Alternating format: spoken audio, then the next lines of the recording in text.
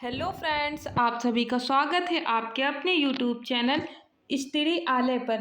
Class 10th UP board exam 2025-26 Hindi practice set number 6। इससे पहले 5 practice set हो चुके हैं, आप देख लीजिएगा जाकर। चलिए स्टार्ट करते हैं वीडियो को। वही टोटल थ्री क्वेश्चन पूछे जाते हैं, हर क्वेश्चन 2 नंबर का होता है, तो 6 नंबर आपके इससे आएंगे बोर्ड परीक्षा में। अध्याय 6 है, लेसन का नाम है अजंता। चलिए गद्यांश आधार प्रश्न करते हैं। पहला गद्यांश है, इसको पढ़ते हैं।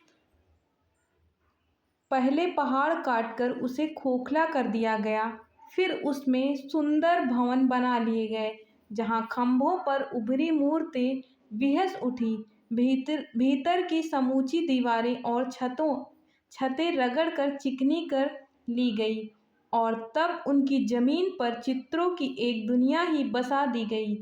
पहले पलस्तर लगाकर आचार्यों ने उन पर लहराती रेखाओं में चित्रों की काया सिरस दी, फिर उनके चेले कलावंतों ने उनमें रंग भरकर प्राण फूंक दिए। फिर तो दीवारें उमंग उमंग उठी, पहाड़ पुलकित हो उठे। तो फ्रेंड्स, आपको क्या करना है, यहाँ से लेकर यहाँ तक का पूरा इसे व्याख्या नहीं करनी है। आपको कितना व्याख्या करना है, जैसे कि जितना रेखांकित पार्ट दिया गया है, यहाँ से यहाँ तक आपको क्या करना है, केवल यहाँ से यहाँ तक की व्याख्या करनी है। जैसा कि क्वेश्चन भी कह रहा है रेखांकित अंश की व्याख्या कीजिए, तो केवल हमें जो रेखांकित है वही व्याख्या करनी है, और ऊपर का यहाँ से लेकर यहाँ तक हमें व्याख्या नहीं करनी है, ना इतना पार्ट हमें व्याख्या करनी है।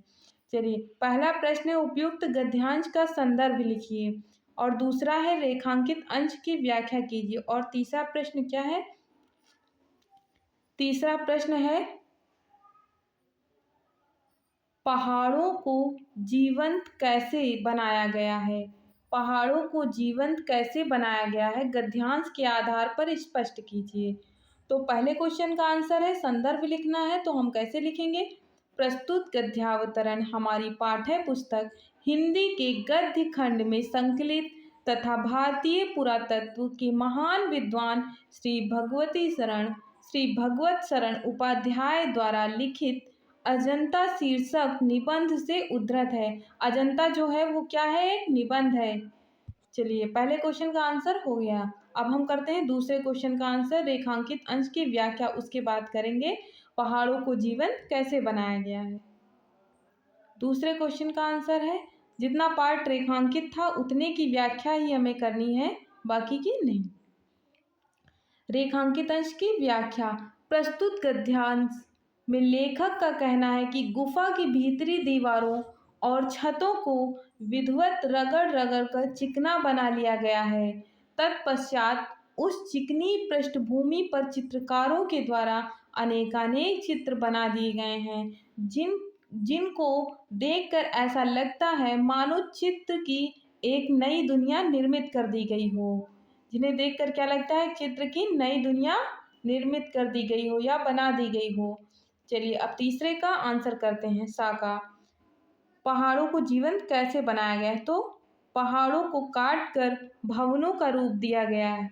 दीवारों, छतों और खंभों को चिकना कर उन पर सजीव चित्र निर्मित किए गए हैं। चित्रों में रंग भरा गया है। इस प्रकार पहाड़ों को जीवंत बना दिया गया है।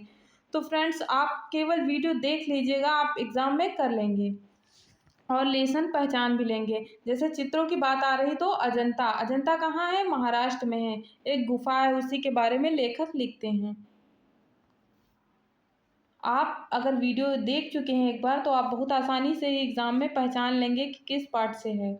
दूसरा गद्यांश क्या है, यह हाथ में कलम लिए बुद्ध खड़े हैं, जैसे छवि छलकी पड़ती है, उभरे नयनों की जोत पसरती जा रही है, और यह यशोधरा है, वैसे ही कमल नाल धारण किए हैं, त्रिभंग में खड़ी, और यह दृश्य है महाभिनिष्क्रमण का। यशोधरा और राहुल निद्रा में खोए, गौतम दृढ़ निश्चय पर धड़कते हियों हृदय को संभालते और यह नंद हैं अपनी पत्नी सुंदरी का भेजा द्वार पर आए बिना भिक्षा के लौटे भाई बुद्ध को जैसे लौटाने आया था और जिसे भिक्षु बन जाना पड़ा। बार बार वह भागने को होता है, बार बार पकड़कर संग में लौटा लिया जाता है। उधर वह यशोधरा है बालक राहुल के साथ। अब इसमें हम क्या आपको बताना चाहते हैं कि जो यहाँ से यहाँ तक का है आपको उतना ही व्याख्या करनी है।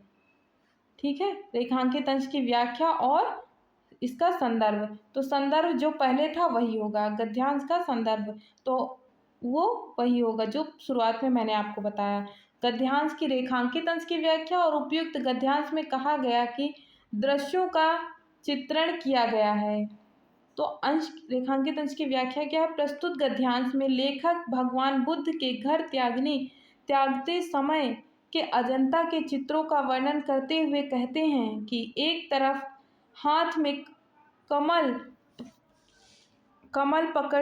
पकड़े हुए भगवान बुद्ध खड़े हैं जिनका सौंदर्य सर्वत्र छलककर बिखरता प्रतीत हो रहा है और उनकी आँखों का प्रकाश सर्वत्र फैल रहा है। उनकी पत्नी यशोधरा भी वैसा ही कमल का फूल कमल नाल पकड़कर त्रिभंगिनी 3 स्थान से बल पड़ी हुई मुद्रा में खड़ी हुई हैं चित्रित की गई हैं। यह चित्र बड़ा ही जीवंत लग रहा है। तो तीसरे क्वेश्चन का आंसर क्या है? प्रस्तुत गद्यांश में अजंता की गुफाओं में चित्रित भगवान बुद्ध की महाभिनिष्क्रमण गृह त्यागने के दृश्य का चित्र रूप में अत्यधिक भावात्मक और विस्तृत वर्णन किया गया है। तो ये जो क्वेश्चन पूछा जाता है लास्ट में गद्यांश के, वो उसी गद्यांश से रहता है, आपको उसी गद्यांश में ढूंढने को मिल जाएगा। आप गद्यांश अच्छे से रीड करिएगा एग्जाम में और आपको वहीं से सारे क्वेश्चन के आंसर मिलेंगे। चलिए तीसरा गद्यांश करते हैं। अजंता संसार की चित्रकलाओं में अपना अद्वितीय स्थान रखता है। इतने प्राचीन काल के, इतने सजीव, इतने गतिमान, इतने बहुसंख्यक कथा प्राण चित्र कहीं नहीं बने।